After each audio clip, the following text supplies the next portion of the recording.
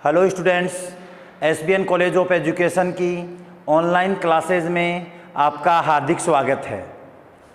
आज हम आगे की क्लास स्टार्ट कर रहे हैं जो हमने कल पढ़ा था बच्चे और बचपन में संवेगात्मक विकास।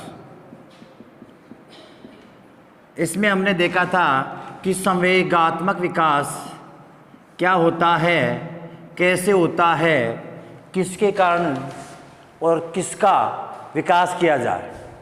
तो पहले हमने चर्चा की थी कि संवेग क्या होते हैं। तो संवेग व्यक्ति की उत्तेजित अवस्था को कहा जाता है जिसमें व्यक्ति सामान्य रूप से क्रियाकलाप करते हुए अपने आप को अग्रेसित कर लेता है या उसके कार्यों की गति में तीव्रता आ जाती है। लेकिन अगर सटीक शब्दों में कहा जाए कि संवेग क्या है, तो संवेग व्यक्ति की उत्तेजित अवस्था को माना जाता है। इससे संबंधित अलग अलग व्यक्तियों ने अलग अलग बात कही है। जैसे परिभाषाओं की हमने बात की थी कि वुडवर्थ ने कहा था, क्या कहा था कि संवेग व्यक्ति की उत्तेजित अवस्था है। वहीं ऑर्थर टी जर्सिल्ड महोदय ने कहा था कि किसी भी प्रकार के आवेश में आने, भड़क उठने व उत्तेजित होने की दशा ही संवेग है। नेक्स्ट हम बात करते हैं कि संवेग कब उत्पन्न होते हैं, कैसे आगे चलते हैं, किस प्रकार गति उनको मिलती है। तो संवेगों की उत्पत्ति कुछ मनोवैज्ञानिक गर्भावस्था से मानते हैं तो कुछ मनोवैज्ञानिक शैशवावस्था से मानते हैं। सामान्यतः हम देखते हैं कि संवेगों की उत्पत्ति गर्भावस्था से ही, कुछ के अनुसार गर्भावस्था से या सामान्य से मानी जाती है। जैसे हम ब्रिजेज की बात करें तो ब्रिजेज कहता है कि जन्म के समय उत्तेजना नामक संवेग पाया जाता है। अब उत्तेजना जन्म के समय पाया जाता है तो इसकी उत्पत्ति जन्म से पहले हुई है। वहीं वाटसन महोदय कहते हैं कि भय, क्रोध और प्रेम नामक 3 संवेग हैं, वो जन्म से पूर्व बालक में पाए जाते हैं। अर्थात जब गर्भावस्था में बालक में भय, क्रोध और प्रेम जैसे भावों की उत्पत्ति पाई जाती है। ये एक स्थिति अलग है कि अलग अलग अवस्थाओं में बालक इन संवेगों का प्रदर्शन अलग अलग तरीके से करता है। शैशवावस्था में संवेगों के प्रदर्शन अलग, गर्भावस्था में अलग, किशोरावस्था में अलग, बाल्यावस्था में अलग, और प्रत्येक अवस्था में इन संवेगों के दौरान होने वाली क्रियाओं की अभिव्यक्ति में भी विभिन्नता मिलती है।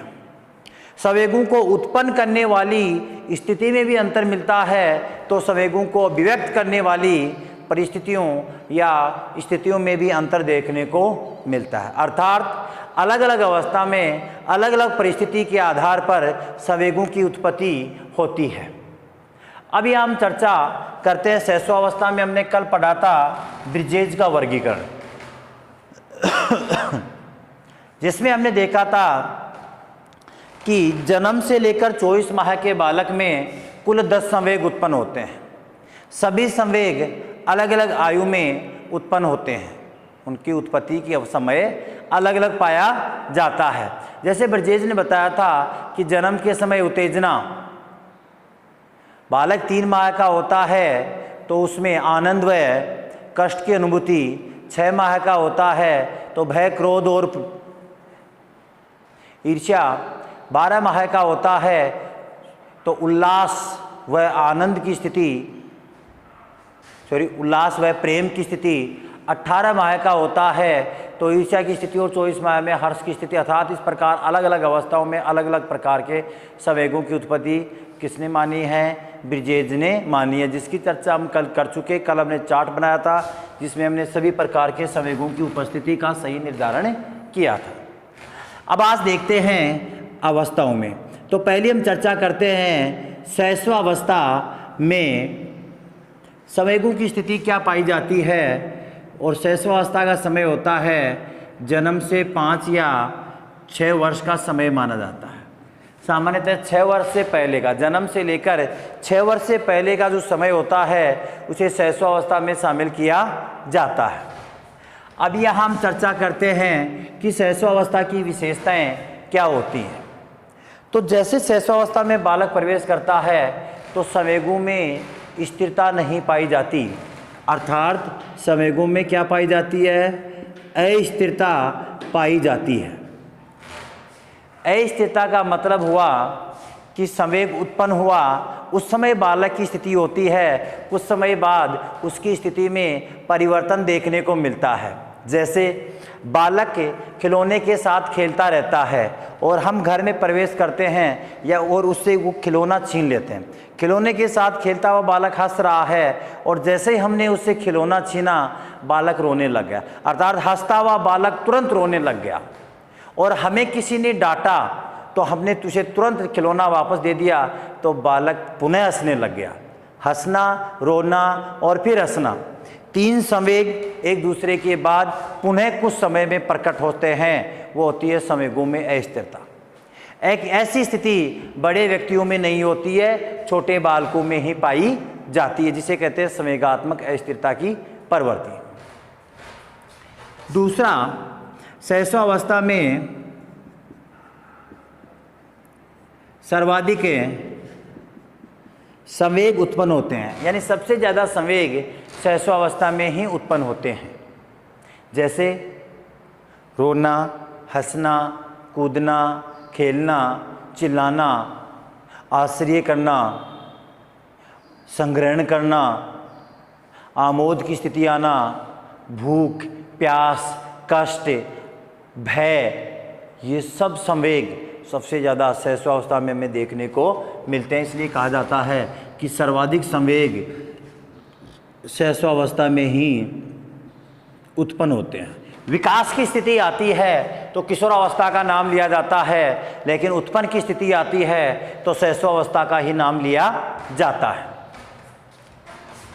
इसके बाद हम देखते हैं कि जैसे जैसे बालक बड़ा होता जाता है, जैसे जैसे बालक बड़ा होता जाता है, संवेगों को अभिव्यक्त करने में स्थिति में अंतर देखने को मिलता है।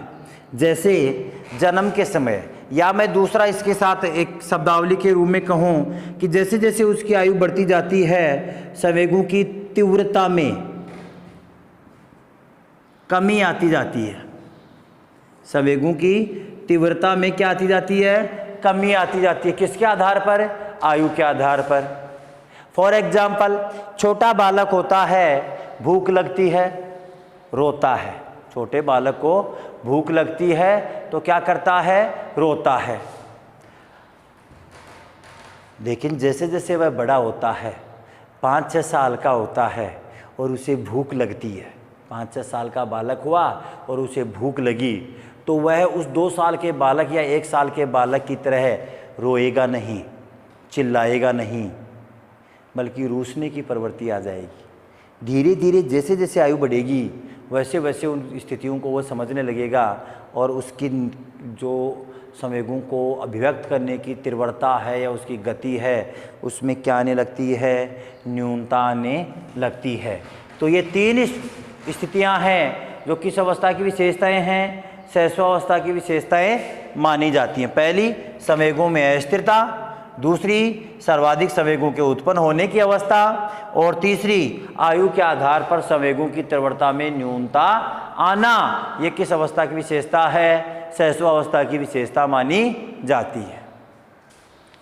इसके बाद में हम देखते हैं बाल्यावस्था।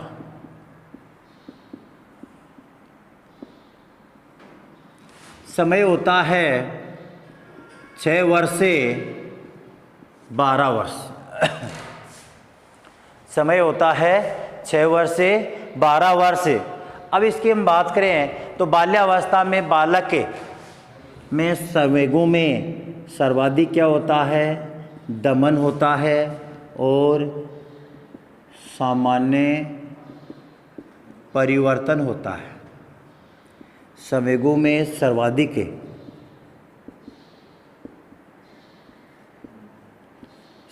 क्या होता है? दमन, और सामान्य फिर उसमें क्या होता है? परिवर्तन। अर्थात जैसे भूख लगने पर बालक का रोना या वस्तु नहीं मिलने पर बालक का रोना, लेकिन जैसे बालक बाल्यावस्था में आता है तो उसमें रोने की जगह रूठने की प्रवृत्ति आने लग जाती है। रोने की जगह रूठने की प्रवृत्ति आने लग जाती है। बड़े व्यक्तियों को मनाने के लिए जिद्दी करने की प्रवृत्ति आती है, लेकिन रोने की या पड़ोसियों को चिल्ला कर बताने की प्रवृत्ति नहीं पाई जाती। अब रूठने की प्रवृत्ति के साथ कारण होता है एक सामाजिक विकास में माना गया है कि बाल्यावस्था में बालक में शर्म व गर्व के भाव उत्पन्न हो जाते हैं, अर्थात गलत कार्य करने पर शर्म आती है और सही कार्य करने पर गर्व फील होता है, और उसी के आधार पर वो रोना चिल्लाना किसी वस्तु के लिए गलत मानता है। उसके कारण उसके मस्तिष्क में या उसके व्यवहार में ये क्रियाएं रूठने जैसी देखने को मिलती हैं। तो बाल्यावस्था में संवेगों में सर्वाधिक दमन होता है और सामान्य क्या होता है, परिवर्तन होता है। इसी अवस्था में सर्वाधिक संवेगों में परिवर्तन की अवस्था मानी जाती है। अब एक स्थिति और देखते हैं, शैशवावस्था में संवेगों के विकास में किसका योगदान होगा, परिवार का, क्योंकि बालक किसके पास रहेगा, परिवार के पास रहेगा। तो शैशवावस्था में योगदान परिवार का। तो बाल्यावस्था में किसका योगदान होता है, विद्यालय व शिक्षक। किसका योगदान होगा, विद्यालय व शिक्षक। किस अवस्था में, बाल्यावस्था में। किससे संबंधित, संवेगों के विकास से संबंधित विद्यालय व शिक्षक का योगदान बाल्यावस्था में सर्वाधिक पाया जाता है, क्योंकि बाल्यावस्था में बालक का विद्यालय काल प्रारंभिक काल माना जाता है। 6 वर्ष में फर्स्ट क्लास में होता है, और जैसे मैडम कहती है, जैसे सर कहते हैं, वैसे ही उसी प्रकार के व्यवहार को बालक घर पर भी प्रदर्शन करता है। रूम में पूछ के आना, मैं कम इन मैम, मैं कम इन सर, इस प्रकार जैसे मैडम उसे सिखाती है उसी प्रकार क्रियाओं का वह क्या करता है, उपयोग करता है। इसलिए बाल्यावस्था में सर्वाधिक योगदान किसका होता है, विद्यालय व शिक्षक का होता है। इसके बाद में हम देखते हैं किशोरावस्था।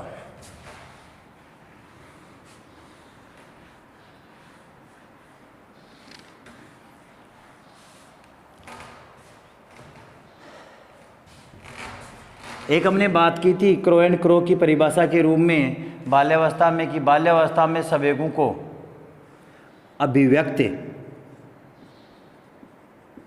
करने की स्थिति में विभिन्नता देखने को मिलती है। संवेगों को अभिव्यक्त हमने चर्चा कर चुके इसकी।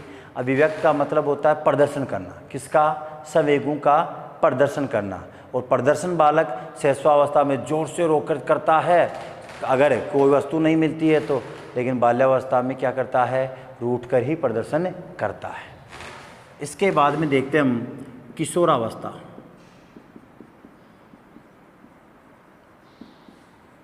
किशोरावस्था का समय है 12 वर्ष से 18 वर्ष। इसमें हम देखते हैं, क्या देखते हैं, वही देखते हैं कि संवेगों का विकास।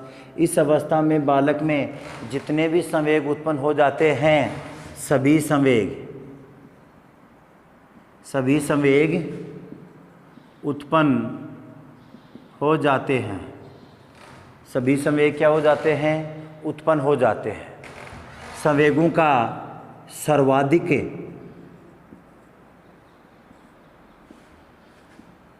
विकास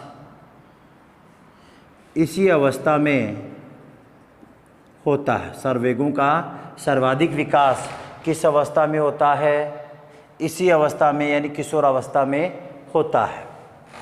इसके बाद में हम देखते हैं संवेगों के सर्वाधिक विकास के बाद इससे संबंधित भी एक परिभाषा मनोवैज्ञानिकों ने कही कि किशोरावस्था में संवेगों को अभिव्यक्त करने वाले, किशोरावस्था में संवेगों को अभिव्यक्त करने वाली स्थिति के लिए, तो शोरी बाल्यावस्था में संवेगों के अभिव्यक्त की बात कही गई थी, तो किशोरावस्था में कहा गया था कि संवेगों को उत्पन्न करने वाली। तो हम देखते हैं किशोरावस्था, और किशोरावस्था का समय है 12 से 18 वर्ष। किशोरावस्था और बाल्यावस्था में जो विभिन्नता है उसका तुलनात्मक हम अध्ययन करते हैं। तो पहले तो देखते हैं कि जितने भी संवेग उत्पन्न होने होते हैं, सभी संवेग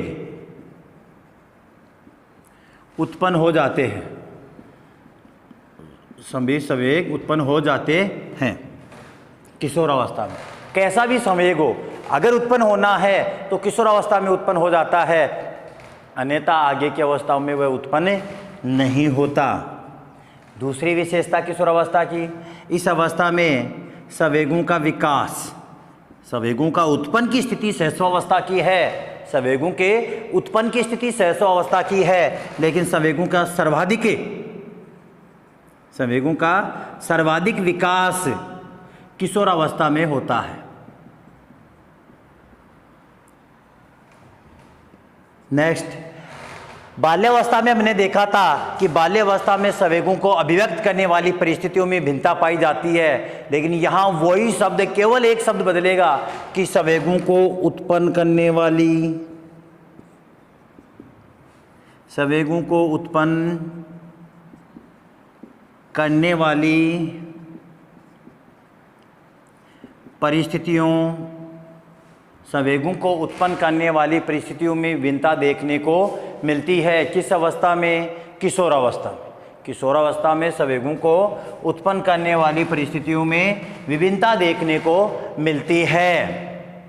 इस अवस्था में, किस अवस्था में? किशोरावस्था के अंतिम स्थिति तक संवेगों में क्या पाई जाती है?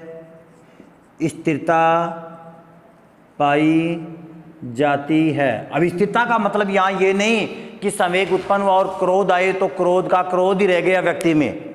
किशोरावस्था के अंत में व्यक्ति क्रोधित है तो वह आगे की अवस्थाओं में भी क्रोधित का क्रोधित रह गया, उसका मतलब ये नहीं।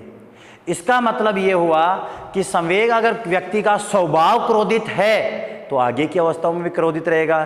किसका? हंसमुख स्वभाव है, हंसते हुए रहना है, अच्छे से ज़िंदगी जीनी है, तो उसका स्वभाव वैसा ही रहेगा। ये सब जो स्वभाव का निर्धारण है, या इसे कहें कि व्यक्तित्व का जो निर्धारण है, हम देखते हैं, हम कहते हैं कि ये व्यक्ति तो बड़ा हंसमुख है, ये व्यक्ति के चेहरे पर तेजस रहता है, इस व्यक्ति के चेहरे पर चाहे कुछ भी हो इसके पास, लेकिन ये टेंशन में रहता है, ये हमेशा ही क्रोध में रहता है, वो उसका व्यक्तित्व कहलाता है। और उसका निर्धारण किशोरावस्था के अंतिम अवस्था में होता है, और वो होता है संवेगों की स्थिरता के कारण।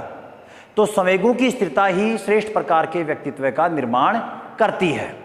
कैसा व्यक्तित्व है? वो व्यक्तित्व संवेगात्मक स्थिरता निर्धारित करती है, और उसकी स्थिति पाई जाती है किशोरावस्था के अंतिम स्थिति तक। ये है तीनों अवस्थाओं की संवेगात्मक स्थिति। अब संवेगों का विकास कैसे किया जाए? विकास इस प्रकार किया जाए कि सहस्वावस्था में जितने भी संवेग उत्पन्न होते हैं उन्हें पहले तो खुलकर प्रकट होने दिया जाए। बालक को खेलने का मौका दिया जाए, बालक को भ्रमण का मौका दिया जाए, उसे हर प्रकार की विचारों की अभिव्यक्ति करने का मौका दिया जाए, ताकि हम उस बालक को समझ सकें कि उसके अंदर ही भावनाएं क्या हैं। और जब वह बाल्यावस्था में प्रवेश करता है तो उसके संवेगों में दमन होता है, और दमन होगा तो परिवर्तन होगा। किसी वस्तु को हम दबाएंगे तो उसके आकार में परिवर्तन होगा।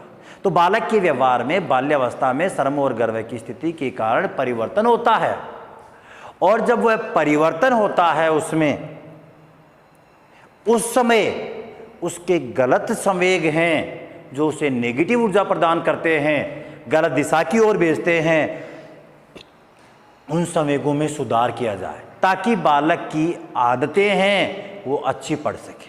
इसीलिए तो कहा जाता है कि प्रारंभिक विद्यालय काल जीवन का बहुत ही महत्वपूर्ण काल होता है, और बाल्यावस्था को शिक्षा की दृष्टिकोण से बहुत ही महत्वपूर्ण काल माना गया है। शिक्षा की दृष्टिकोण से बाल्यावस्था और जीवन की दृष्टिकोण से सहस्वावस्था। सहस्वावस्था में हम आदर सिखाते हैं, लेकिन बाल्यावस्था में जब उसके जीवन में परिवर्तन होता है तो वो परिवर्तन, जितने भी संवेग सहस्वावस्था में उत्पन्न हुए हैं उनमें सही दिशा की ओर परिवर्तन हम कब कर सकते हैं? बाल्यावस्था में कर सकते हैं। और बाल्यावस्था में हमने सही दिशा की ओर परिवर्तन किया, लेकिन बाल्यावस्था के अंत और किशोरावस्था के आरंभिक काल, जिस काल को हम तरुणावस्था या यौवनावस्था कहा जाता है, तरुणावस्था या यौवनावस्था कहा जाता है, उस अवस्था में शरीर में बहुत से हार्मोन्स स्रावित होते हैं, जिसके कारण शरीर में परिवर्तन होता है। तो व्यवहार में भी परिवर्तन देखने को मिलता है, संवेगों में भी परिवर्तन देखने को मिलता है। तो उस किशोरावस्था में बालक के जीवन में समवयस्क समूह है, वह समाज का योगदान या प्रभाव अधिक होता है। किसका? समवयस्क समान उम्र के समूह है, वह समाज का प्रभाव किशोरावस्था में अधिक होता है। तो एक अच्छे समाज में और एक अच्छे दोस्ती के ग्रुप में बालक को अगर हम डालें, उसकी केयर करें, व्यक्तिगत परामर्श दें, तो आगे की जीवन को भी हम एक सही दिशा प्रदान कर सकते हैं, उसके भावी जीवन का विकास कर सकते हैं। तो माता पिता को तो बालक की तीनों अवस्थाओं में जो जो परिवर्तन होते हैं, उन परिवर्तनों को ध्यान रखते हुए बालक को आगे बढ़ाने की कोशिश की जानी चाहिए। तो यह है हमारा संवेगात्मक विकास तीनों अवस्थाओं। ठीक है।